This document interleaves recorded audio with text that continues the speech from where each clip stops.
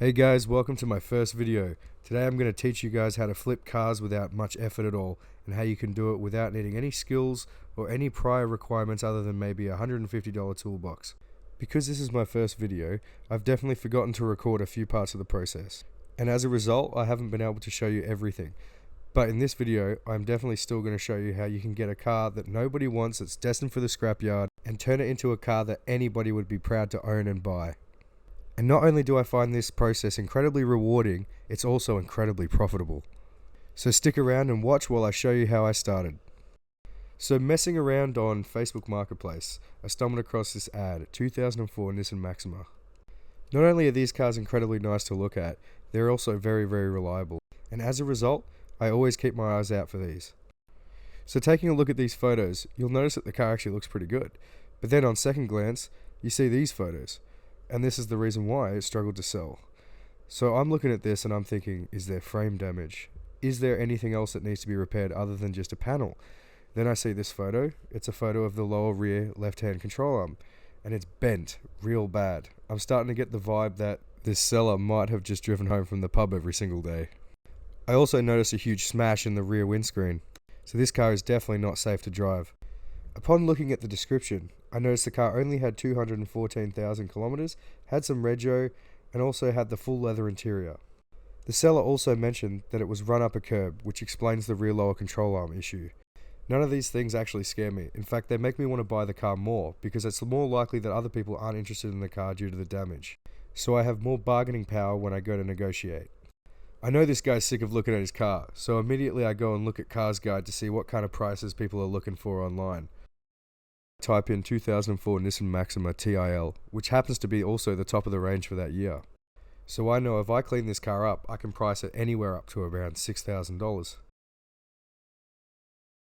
As you can see, the TIL model happens to be also the highest seller. But you can't use just online price guides. You have to go to where these sales actually happen, Facebook Marketplace. Taking a look at some of the cars on here, I'm noticing that all the ones that are in good condition are pricing around the $5,000 to $6,000 mark. So if I can negotiate this price down even further, I know there is a huge profit margin in this. So at this point, I'm definitely interested. I am definitely going to go and text the seller. I want to know everything I can about this car. I want to get his number, find out exactly where he is, and find out exactly when I can see this car. Upon receiving his number, I gave him a call, he gave me his address, and I headed off straight away. Bringing just a bunch of cash and an OBD2 reader, I was ready to make it to his house. Upon seeing the car, I realized, yeah, it looks bad, but I know we can bring this back. I had a good look around the car and realized there is zero frame damage to the vehicle. All I have to do is go to the junkyard and grab some second-hand parts, and I know we can make it look so much better just from that. Heading to the rear of the car, I noticed that the right-hand tail light was smashed. Not a big problem, but definitely an indication that someone's reversed into something, as well as the mighty hole in the back of that bumper. Fortunately, I could easily peel back the plastic and look into the frame, and of course, there was no frame damage, another thing that made me happy. Of course, from looking at the photos of the ad, I knew that the rear windscreen was smashed out. This was going to have to be the first thing that I fixed. But the thing that truly excited me was the damaged rear left-hand control arm. That was mangled. I knew I had to take this thing on a test drive to see how it felt. Looking further up on the car, I noticed that it was missing a center cap on the front left alloy. Not a big deal, I knew I can get that from the junkyard as well.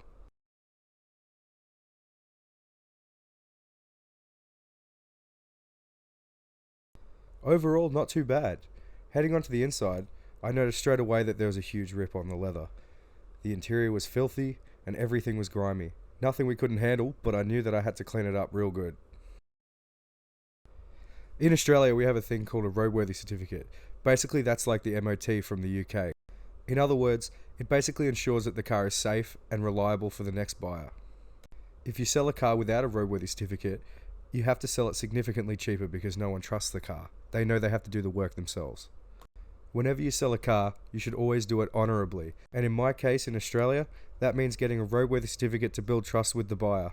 Wherever you're located in the world, make sure you're doing the same thing and selling cars honourably. Find out what your local laws are so you can follow those rules too.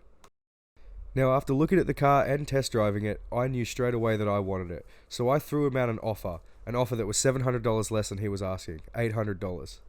I justified this by the fact that the car was so ugly at that time and I knew that no one else would buy it. He counted me at $1,000.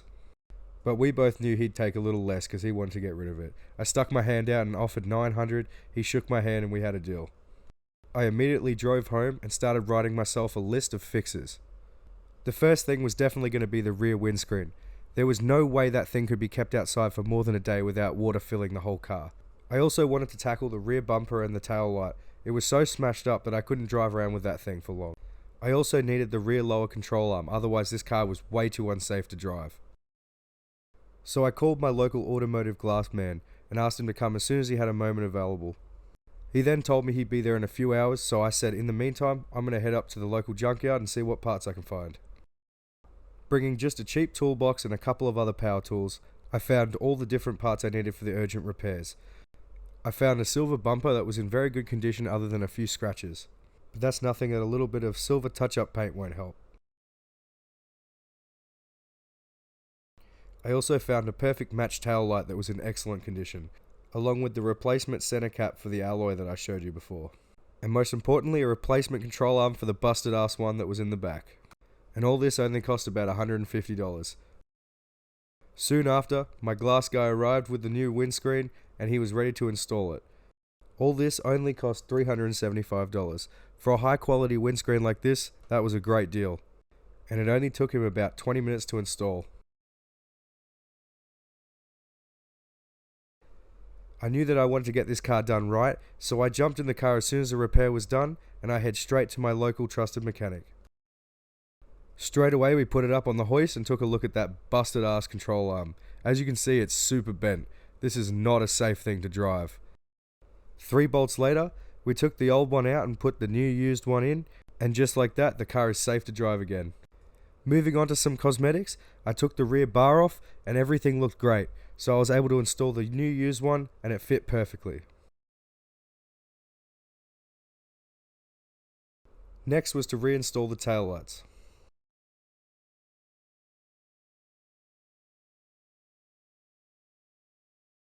Once I had done these essential things, I drove home and immediately started writing up a list of all the secondary things I needed to fix for the sale. These included fixing that busted leather seat, the missing alloy center cap, and a washer reservoir cap.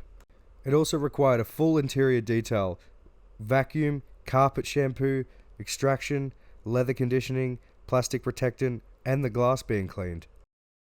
This is the leather seat that we have to deal with, and I knew exactly where to go. So I head straight on back to the local junkyard, because I knew at least one of the Nissan Maximas here had a good base.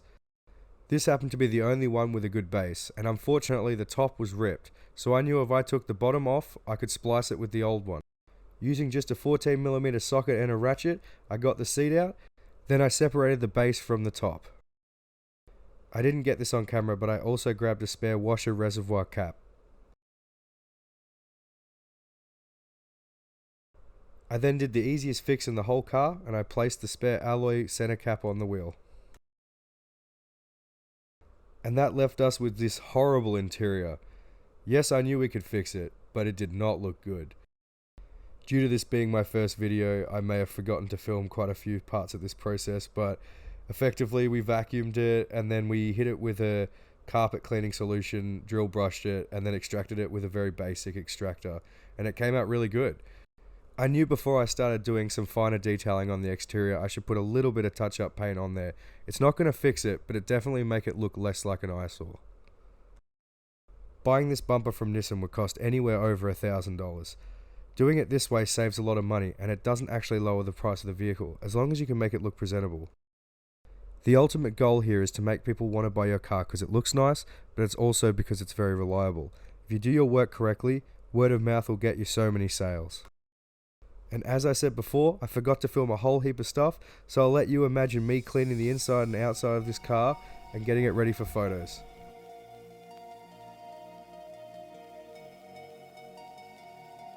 And before you know it, it's ready.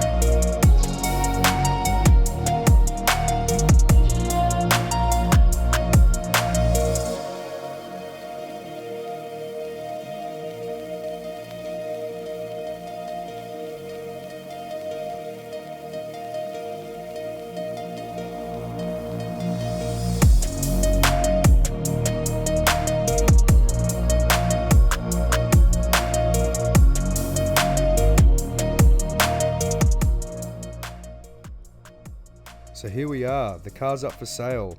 It ended up not costing too much to fix. I even took the car back to the mechanic to get the roadworthy certificate, the brakes, and oil and transmission service. This car is safe, reliable, and ready for sale.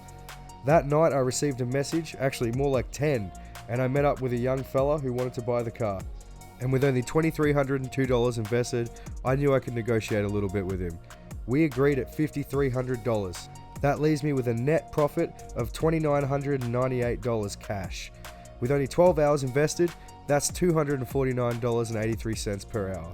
Thank you so much for watching my first video. I really hope to see you guys in the next one with more detail.